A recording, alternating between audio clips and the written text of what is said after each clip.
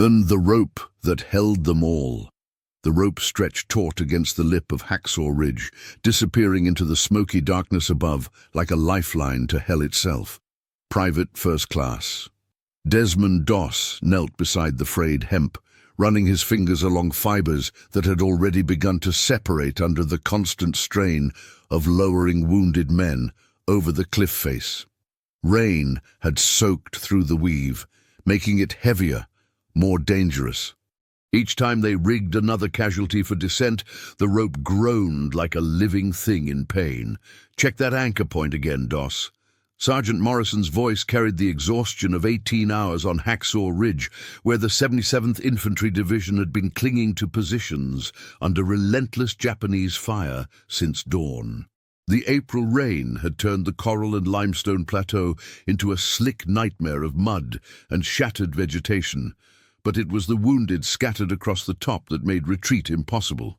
47 men lay exposed on the ridge, some calling weakly for help, others silent in ways that made Doss's chest tighten. He tested the rope's anchor around the surviving tree stump, checking the knots his father had taught him years ago for hanging tobacco in their Virginia barn. Strange how those peaceful afternoon lessons had prepared him for this moment, 300 feet above a killing field in the Pacific. The hemp felt solid enough for now, but each wounded soldier they lowered added stress to fibers already pushed beyond their intended limits. "We've got orders to pull back at 0300, Morrison continued, crouching beside Doss while mortar shells burst somewhere in the jungle below. "Division wants this whole sector evacuated. Jupes are massing for a counterattack, and we can't hold this position much longer." Doss nodded but kept working, checking his medical supplies in the dim light of a shielded flashlight. 17 bandages remaining, 3 morphine syrettes, 4 tourniquets, and his small testament wrapped in oiled cloth. No rifle, no ammunition, no grenades, just the tools for preserving life in a place designed to destroy it. The other soldiers had long since stopped questioning his refusal to carry weapons, especially after watching him crawl through machine gun fire to reach wounded men while they remained pinned down. "What about them?" Doss gestured toward the plateau above, where voices occasionally drifted down through the rain and smoke. American voices, some barely whisper loud now, calling for medic, for water, for their mothers. "We can't just leave them up there." Morrison's jaw worked silently for several seconds. The sergeant had already lost 6 men from his platoon, including Corporal Williams, who lay somewhere on the ridge with a shattered leg and internal injuries that required immediate surgery. The mathematics of their situation allowed no room for sentiment. 23 exhausted soldiers couldn't hold against the estimated 200 Japanese defenders preparing to retake the position. "Orders are orders, Doss. We've done what we can." But even as Morrison spoke, another voice echoed down from the darkness above, weak, desperate, distinctly American. Someone was still alive up there, still hoping for rescue. Doss stood slowly, the rope rough against his palms as he tested its strength one more time. The anchor point would hold. The question was whether the hemp itself would survive another night of lowering wounded men over the cliff face. Private Chen emerged from the tree line below, carrying a stretcher and breathing hard from the climb up the muddy slope. "Aid station's asking how many more we're bringing down," he reported. "Doc says they're running low on whole blood and plasma. Whatever we're gonna do, we need to do it fast." Doss looked up at the rope, then at Morrison, then back toward the sounds drifting down from Hacksaw Ridge. Somewhere in the darkness above, wounded soldiers were waiting for someone to care enough to climb back up that rope and bring them home. The official after-action report would later describe what happened next in clean military language. PFC Doss volunteered to remain on the ridge to assist in casualty evacuation, despite orders to withdraw. But the report wouldn't capture the way his hands trembled as he gripped the rope or the whispered prayer he offered before beginning his climb back toward the guns. "Give me until dawn," he said quietly. "Just until dawn, and I'll bring down everyone who's still breathing up there. Morrison stared at him through the rain, understanding that he was witnessing either the most foolish or the most courageous decision he'd ever seen a soldier make.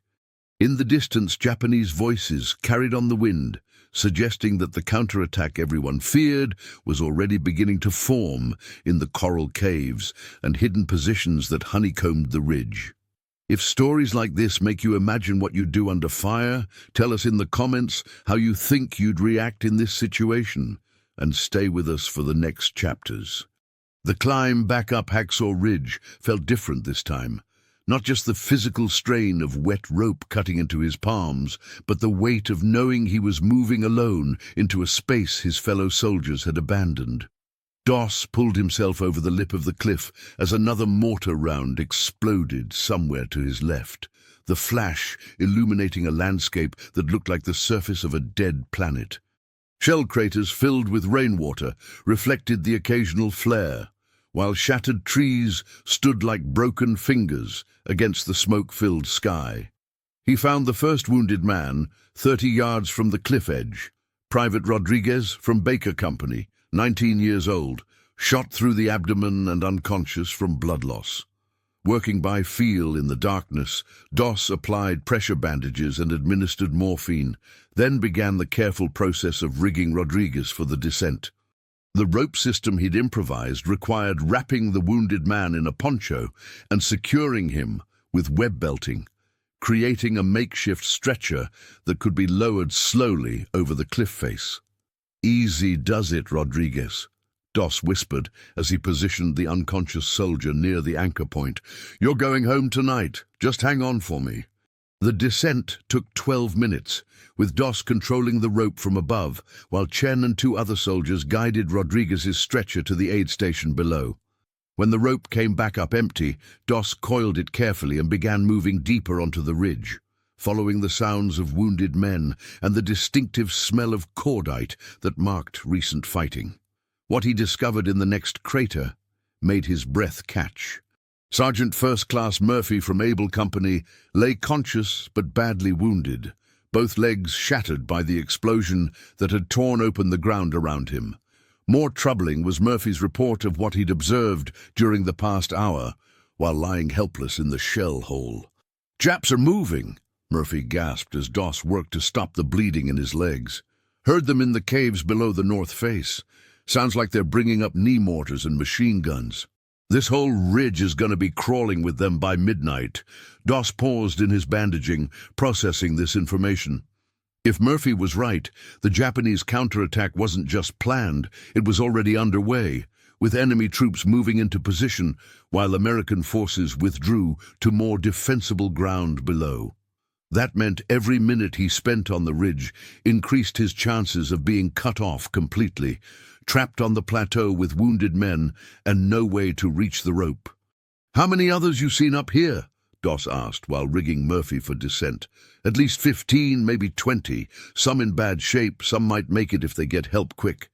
"But Doss," Murphy gripped his arm with surprising strength, "you can't save them all. Not if the Japs come over that north ridge in force." The second descent took longer because Murphy was conscious and in severe pain despite the morphine. Doss had to talk him through each stage of the lowering, keeping the wounded sergeant calm while managing the rope from above. Halfway down, enemy machine gun fire erupted from the jungle below, forcing the soldiers at the aid station to take cover and leaving Murphy suspended against the cliff face until the firing stopped. When the rope finally came back up, Doss found himself truly alone on Hacksaw Ridge for the first time. The silence felt oppressive, broken only by distant voices calling for help and the occasional crack of a sniper's rifle.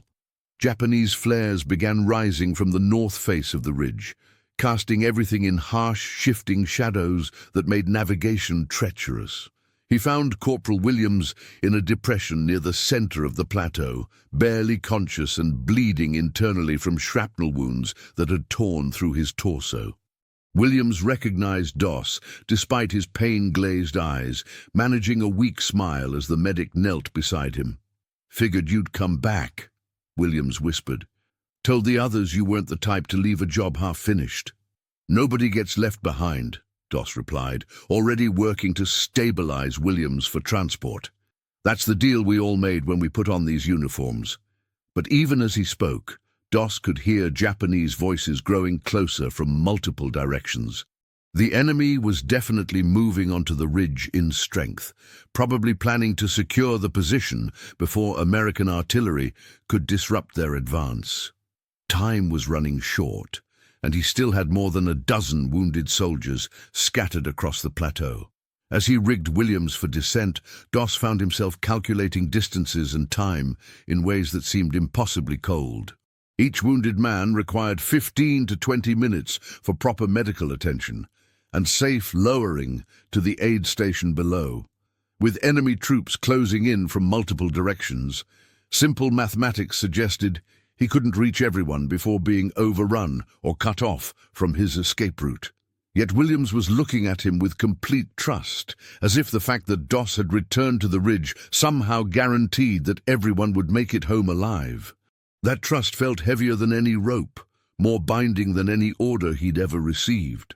The Japanese voices grew louder as Doss moved across Hacksaw Ridge, following a mental map he'd constructed from the locations of wounded men and the terrain features visible in the intermittent flare light. Each rescue followed the same pattern. Locate the casualty, provide immediate medical aid, rig for descent, control the rope during lowering, then coil the line and move to the next position. But the rhythm was accelerating beyond sustainable limits, driven by the approaching enemy and his own exhaustion. Private Nakamura from Dog Company presented a particularly difficult case, conscious but with both arms broken and severe concussion from a mortar blast. As Doss worked to immobilize the fractures, Nakamura grabbed his sleeve with clumsy fingers. "Doc, there's something you need to know about that rope," Nakamura whispered urgently. "Been watching you lower the others. It's starting to fray where it runs over the cliff edge. Limestone's cutting through the fibers like a knife." Doss felt his stomach drop. He'd been so focused on reaching wounded soldiers that he hadn't considered the cumulative damage to his lifeline. If the rope parted during a descent, it would mean death for whoever was being lowered and the loss of his only means of escape from the ridge. Yet 13 more wounded men remained scattered across the plateau, and Japanese infantry were now clearly audible from the northern approaches. "How bad is the fraying?" Doss asked as he prepared Nakamura for descent. "Bad enough that I wouldn't want to be the last guy going down it." The implications hit Doss like a physical blow. Even if he could reach all the remaining casualties, the rope might not survive long enough to get him off the ridge. Someone, probably him, was likely to be left behind when the hemp finally parted under stress. Yet the voices calling for help across the plateau made retreat impossible. Each wounded soldier represented someone's son, husband, brother. They'd climbed up to this ridge together. They had to go home together. As he lowered Nakamura into the darkness below, Doss found himself praying not for miraculous rescue or divine intervention, but for enough time and rope strength to complete what he'd started. The mathematics of his situation had become brutally clear. He could save the others, or he could save himself, but probably not both. From his position at the aid station below, Doc Patterson counted the wounded soldiers as they arrived via Doss's improvised rope system. 15 casualties evacuated in 4 hours, each one representing a life that would have been lost without the medics' refusal to abandon the ridge. The doctor had seen enough combat medicine to recognize both the skill and the impossibility of what Doss was accomplishing alone on the plateau above. "How many more up there?" Patterson asked, as his orderlies carried Nakamura to the surgical tent. "Maybe a dozen," Chen replied, helping to guide the stretcher. "But Doss is pushing it too hard. Rope's wearing thin, and the Japs are closing in from 3 sides. He needs to come down now, while he still can." Patterson nodded grimly. He'd seen this before. Medics who couldn't stop trying to save everyone, who pushed beyond reasonable limits and sometimes paid with their lives. The irony was that Doss's success was probably ensuring his own doom. Each soldier he lowered safely made the rope less reliable for his own eventual escape. Back on the ridge, Doss reached his next casualty and froze. Lieutenant Carson, his company's executive officer, lay pinned beneath a fallen tree trunk, with both legs crushed and clear signs of internal bleeding. Carson was conscious but fading fast, his breathing shallow and labored. More critically, enemy muzzle flashes were now visible from positions less than 200 yards away. "Doss!" Carson gripped his medic's arm weakly. "I'm not going to make it down that cliff alive. We both know it. Take the radio and call for artillery on this position. Stop them from using the ridge against our own people." The radio crackled with distant voices, American units coordinating their withdrawal from surrounding positions, Japanese communications in a language Doss couldn't understand, and the static of electronic warfare. Carson was offering him a way to accomplish something militarily significant even if the medical mission failed. One artillery strike could deny Hacksaw Ridge to the enemy and justify the losses they'd suffered to take it. "I didn't come up here to call in fire missions," Doss replied quietly, already working to stabilize Carson's injuries. "I came up here to bring people home," as he rigged Carson for what might be the rope's final use. Doss could see Japanese soldiers moving through the broken terrain to his north and east. They were taking their time, probably assuming that any Americans remaining on the ridge were either dead or too wounded to pose a threat. They were almost right. The descent with Carson tested the rope beyond any reasonable limit. Halfway down the cliff face, several strands parted with audible snaps, leaving the lieutenant suspended on progressively fewer fibers. Only careful management of the lowering speed and Chen's quick work with guy lines from below prevented a catastrophic failure. When the rope came back up for what everyone assumed would be the final time, it looked more like a collection of threads than a climbing line. Doss examined it carefully in the flare light, counting the remaining intact fibers and calculating weight limits with the cold precision of an engineer. The hemp would hold one more descent, maybe. If that descent involved a wounded man requiring careful handling, the rope would almost certainly part. If it involved someone who could control their own descent and minimize dynamic loading, there was a chance. The choice was simple. Save one more wounded soldier and be stranded on the ridge, or escape now and leave 12 men to die when the Japanese overran the position. Would you follow the orders exactly, or trust what your own eyes and instincts tell you in a moment like this? Comment which path you'd take, and share this episode with someone who loves real human stories from history. Doss moved through the rain toward the cluster of wounded soldiers he'd located in a large shell crater near the eastern edge of Hacksaw Ridge. Japanese infantry were now close enough that he could hear their equipment rattling as they advanced through the broken terrain. But something had delayed their final assault, perhaps caution about American artillery or time needed to coordinate their attack. Whatever the reason, those extra minutes might allow him to reach the remaining casualties before being completely cut off. In the crater he found them. 9 wounded soldiers from 3 different companies, some unconscious, others barely holding on. They'd been hit during the afternoon's failed advance and left behind when their units withdrew under heavy fire. Private Johnson had taken shrapnel through his chest and was struggling to breathe. Corporal Martinez had lost most of his left foot to a mine and was unconscious from blood loss and shock.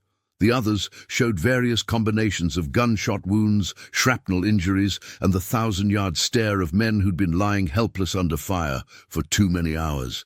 "Thank God," whispered Sergeant Brooks, the senior man in the crater. "Thought we were gonna die up here for sure." Doss worked quickly, applying bandages and morphine, making rapid triage decisions about who needed immediate evacuation and who could wait.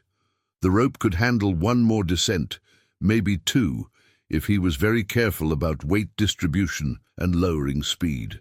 But 9 men required at least 4 trips, and Japanese voices suggested he had perhaps 20 minutes before enemy soldiers reached this position. That's when the solution came to him, desperate, unprecedented, but mathematically possible. Instead of lowering 1 soldier at a time, He could rig multiple casualties on the same rope using a complex pulley system improvised from web belting and carabiners. Dangerous beyond any reasonable standard, but potentially fast enough to evacuate everyone before the position was overrun. The risk was that if the rope failed, with multiple men attached, all of them would die in the fall. "Brooks, I need you functional for about 10 more minutes," Doss said as he began rigging the unconscious casualties. "Think you can help me get these guys ready for transport?"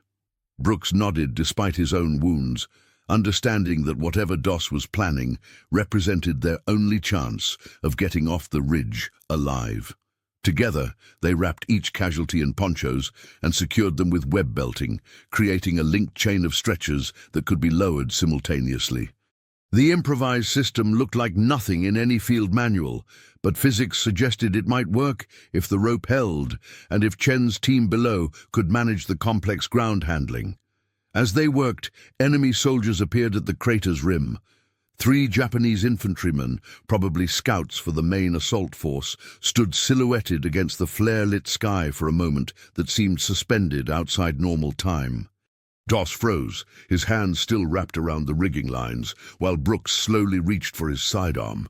The wounded men in the crater held their breath, understanding that discovery meant death for all of them. Then something extraordinary happened. One of the Japanese soldiers raised his rifle, clearly recognizing the Americans below, but instead of firing immediately, he paused, apparently confused by what he was seeing. These weren't combat soldiers in fighting positions.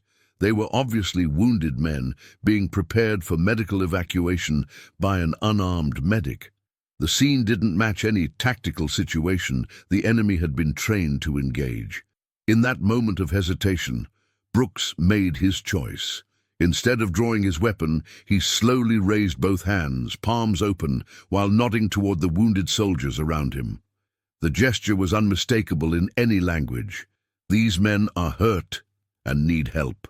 The Japanese scout looked from Brooks to Doss, to the obviously wounded Americans scattered around the crater. After what felt like an eternity, he lowered his rifle slightly and said something to his companions. They backed away from the crater's edge and disappeared into the darkness, apparently deciding that wounded soldiers posed no immediate threat to their advance. "Jesus Christ," Brooks whispered as they resumed rigging casualties. "I can't believe that just happened." Doss nodded, his hands shaking now from exhaustion and adrenaline. The enemy's unexpected restraint had bought them precious minutes, but Japanese voices were growing louder from multiple directions as the main assault force moved into position. Time for his improvised mass evacuation was running out. The first descent involved 4 soldiers rigged in sequence, with Doss controlling the rope from above while praying that the fraying hemp would hold under the unprecedented load. Halfway down the cliff face, several more strands parted with sounds like gunshots, but the remaining fibers held. Chen's team below worked frantically to unhook each casualty as they reached the bottom, clearing the lines for the next group. The second descent carried 3 more wounded soldiers, leaving only Johnson and Martinez in the crater with Doss. By now, the rope was more air than hemp, held together by perhaps a quarter of its original fibers. Japanese soldiers were clearly visible moving across other parts of the ridge, their assault probably beginning within minutes. "Go," Johnson urged weakly as Doss prepared the final rigging. "Take Martinez and go. I'm not going to make it anyway." "Nobody gets left behind," Doss replied, the same words he'd spoken to Williams hours earlier. "That's still the deal." He rigged both men together, understanding that this descent would either save them all or kill them all. The rope couldn't possibly survive another lowering, which meant he'd be stranded on Hacksaw Ridge, regardless of whether Johnson and Martinez made it safely down. But that had been true since the moment he'd chosen to come back up alone.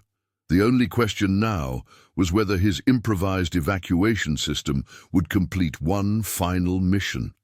As he began the delicate process of lowering his last 2 casualties, Japanese mortar rounds started falling on the ridge around him. The assault had begun in earnest, with enemy infantry advancing across the plateau, while artillery prepared their positions for occupation.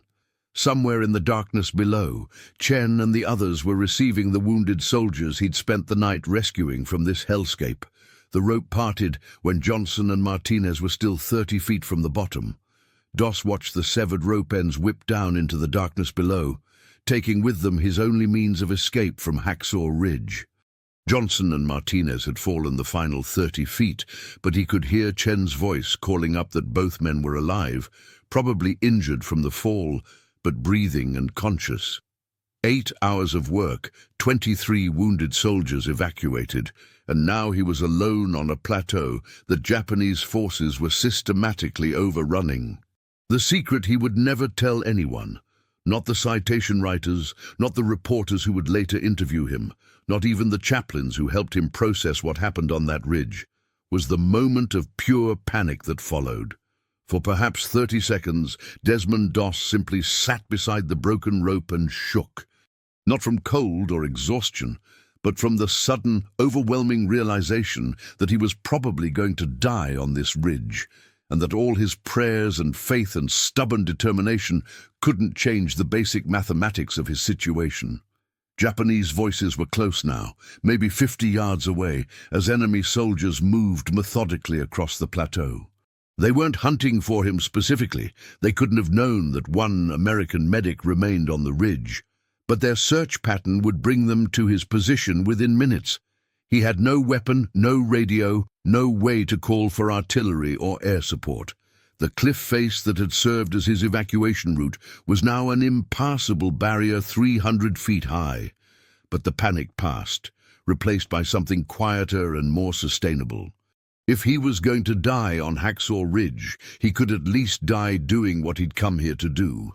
Somewhere, among the shell craters and broken trees, there might be other wounded soldiers he'd missed in the darkness. Japanese casualties too, probably, men who needed medical attention regardless of which uniform they wore.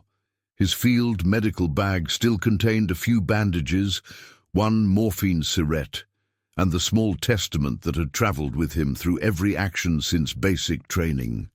What happened next would be omitted from every official account of that night, because it involved treating enemy wounded alongside American casualties, and because it revealed the true cost of the convictions that had brought him up that rope without a weapon. Moving carefully through the darkness, Doss found them, a young Japanese soldier, maybe 18 years old, with both legs shattered by American artillery. An older non-commissioned officer, unconscious and bleeding from shrapnel wounds to his chest and arms. They were dying, and they were the enemy, and they were human beings calling out for help in a language he didn't understand. Doss knelt beside the younger soldier and began applying pressure bandages to the worst bleeding.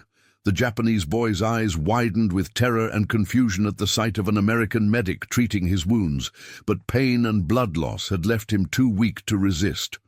Working by feel in the darkness, Doss immobilized the fractures as best he could and administered his last morphine syringe. "Easy, son," he whispered in English, knowing the words wouldn't be understood, but hoping the tone might convey something. "Just take it easy. You're gonna be all right." The older Japanese soldier regained consciousness as Doss bandaged his chest wounds, and for a moment their eyes met in the dim light of a distant flare. What passed between them in that instant was beyond language or nationality, simply the recognition of one human being caring for another in a place where such care had become almost impossible. That's when the American artillery began falling on Hacksaw Ridge. Someone, probably Lieutenant Carson, who'd made it safely to the aid station, had called in the fire mission after all. High explosive shells started impacting across the plateau as American gunners tried to deny the ridge to Japanese forces before their assault could be completed. The irony was savage. Doss had spent the night saving American soldiers from this position, only to have his own artillery trap him here with enemy wounded who needed his help. He dragged both Japanese soldiers into the closest shell crater and covered them with his own body as explosions walked across the ridge. Between the incoming American shells and the advancing Japanese infantry, his position had become untenable in every direction. Yet the wounded men beneath him were still breathing, still depending on medical care he was uniquely positioned to provide. The barrage lasted 20 minutes, long enough to disrupt the Japanese assault, but not long enough to clear the ridge entirely. When the explosions finally stopped, Doss found himself alone with 2 enemy soldiers who would die without continued medical attention, no way to evacuate them or himself, and Japanese voices calling out in the darkness as surviving enemy troops regrouped for another advance. What he did next was pray, not for miraculous rescue or divine intervention, but for enough strength to keep doing his job until either help arrived or his strength gave out completely. The Japanese boy was going into shock from blood loss and needed constant monitoring. The older soldier had regained consciousness, but was showing signs of internal bleeding that required immediate surgery. "Lord," Doss whispered into the darkness of the shell crater, "I don't know how this is supposed to end, but if you can use me here, use me. If these boys can get home to their families, let that happen. And if not, well, we'll just keep doing what we can until we can't anymore." As dawn began to lighten the eastern sky over Hacksaw Ridge, Doss heard American voices calling his name from the cliff face below. A rescue team had climbed up the rope, probably a new line, rigged by Chen and the others, to search for their medic who had disappeared into the hell above. The voices grew closer as his fellow soldiers spread across the plateau, calling out and listening for a response. When they found him, Doss was still in the shell crater, still monitoring the wounded Japanese soldiers, still doing the only job he'd ever wanted to do in this war. The rescue team's reaction to finding their medic treating enemy casualties would also be omitted from the official reports, along with the quiet decision to evacuate the Japanese wounded alongside their American rescuer. Because some truths about war are too complicated for citations and commendations, too human for the clean language of after-action reports. 23 years later, Desmond Doss woke from the dream with his hands cramped into fists around bedsheets damp with sweat. The smell of wet rope seemed to fill his bedroom in Rising Fawn, Georgia, though morning sunlight streamed through windows and his wife moved quietly in the kitchen downstairs. The sound of rain on the roof had triggered it again. That night on Hacksaw Ridge, when the rope finally snapped and left him stranded with wounded men who needed more help than he could give. He sat up slowly, working, feeling back into fingers that still remembered the burn of hemp fibers under load. The tuberculosis that had eventually forced his medical retirement from the army had taken much of his physical strength, but it couldn't touch the muscle memory of rigging casualties for evacuation or the phantom weight of that medical bag across his shoulder. Some nights he still woke reaching for bandages that weren't there, responding to voices calling medic from dreams that felt more real than his waking life. The official citation for his Medal of Honor mentioned 75 soldiers saved during the battle for Hacksaw Ridge, a number that had grown somehow in the telling. Doss had never corrected it, understanding that the actual count mattered less than what the story meant to people who needed examples of courage under impossible circumstances. But he remembered 23 faces lowered over that cliff, 23 names he'd whispered in prayers of gratitude for being allowed to bring them home. What the citation didn't mention, what no official report could contain, was the weight those faces carried in civilian life. Rodriguez, who'd sent Christmas cards every year until cancer took him in 1963. Williams, who'd named his first son after Doss and brought the boy to Georgia to meet the medic who'd saved his father's life. Johnson and Martinez, both walking despite the injuries they'd sustained in the final rope failure, both insisting that their survival justified everything else that had happened on the ridge. The Japanese soldiers from the shell crater had vanished into the bureaucratic silence that surrounded enemy casualties. Doss had never learned their names or whether they'd survived the war, but their faces joined the others in his dreams. Some nights he wondered if they'd return to families in Japan who would never know that an American medic had spent precious time treating their wounds while artillery fell around them. His wife called from downstairs, something about breakfast and the newspaper, but Doss remained at the bedroom window watching rain pool in the yard. Reporters still contacted him occasionally, wanting to discuss heroism and faith and the miracle of Hacksaw Ridge. He answered their questions politely, emphasizing the training he'd received and the teamwork of the men who'd helped evacuate casualties from below. But the real story, the terror and doubt and desperate improvisation that had carried him through that night, remained locked in the space between waking and sleep. The hardest interviews were with young men facing their own military service, conscientious objectors who wanted to understand how faith and duty could coexist in wartime. Doss tried to explain that courage wasn't the absence of fear, but the choice to act despite it, that serving without weapons required different kinds of strength, but no less commitment.